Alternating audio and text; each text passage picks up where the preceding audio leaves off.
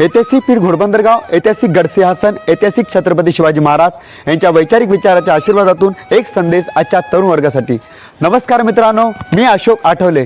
अशोकची विचारधारा या यूट्यूब चॅनलवरती आपले मनपूर्वक हार्दिक सहर्ष असे स्वागत आहे। आता जो विषय की एखाद्या राष्ट्रपुरुष महापुरुषाची आपण जयंती साजरी करतो, पण ती जयंती सर्वप्रथम वाचनातून केली पाहिजे, नाचण्यातून काही साध्य प्राप्त होत नाही।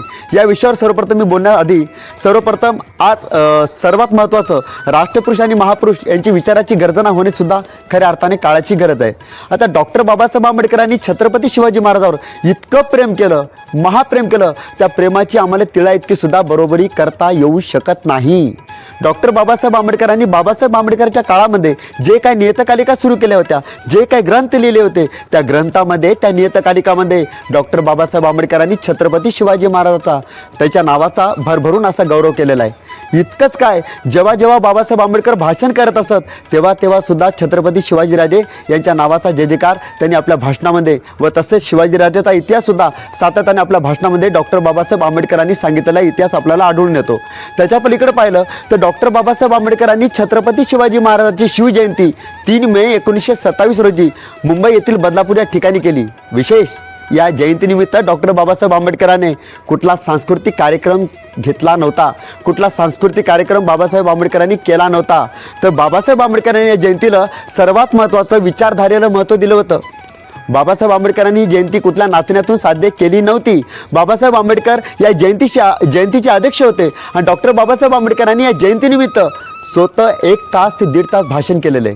बाबासाहेब आंबेडकर छत्रपती शिवाजी महाराजांवर भाषण करताना सांगतात की छत्रपती शिवाजी महाराज यांचं कार्यकर्तृत्व एका जाती धर्मासाठी नसून ते मानवतेसाठी होतं। त्याच्या पलीकडे बाबासाहेब आंबेडकरांनी शिवाजीराजाच्या गुणाची उकल केलेली आहे।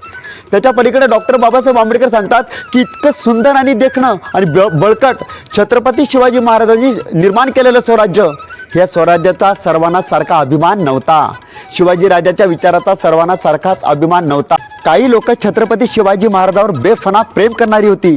शिवाजीराजासाठी मनाची नजदीकी साधून शिवाजीराजासाठी जीव देणारी सुद्धा होती। परंतु त्यातच काही लोक अविचारी होती, जे छत्रपती शिवाजी महाराजांवर जळणारी होती, मनामध्ये जलशी ठेवणारी होती। शिवाजीराजाच्या कार्यकर्तृत्वाचा त्यांना अभिमान होता।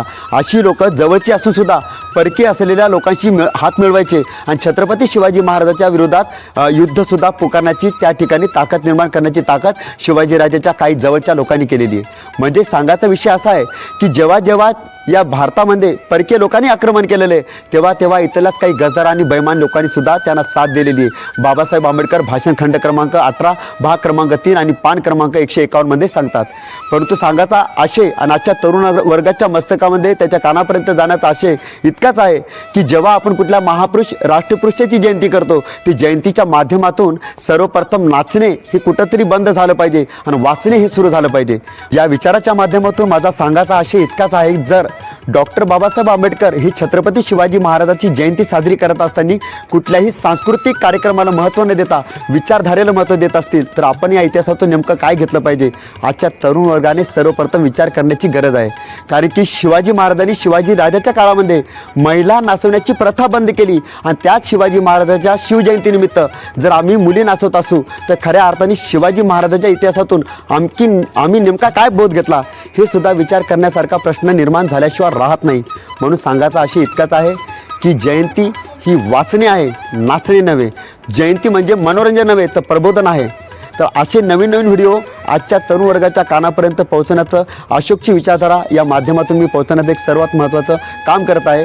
तरीसुद्धा माझ्या सहकारी मित्र बांधवांना माझी नम्रपूर्वक विनंती आहे की अशोकची विचारधारा या यूट्यूब चॅनलला सर्वाधिक जास्तीत जास्त आपल्या प्रेम सहकाराचा प्रतिसाद असावा, हीच आपणास नम्रपूर्वक विनंती।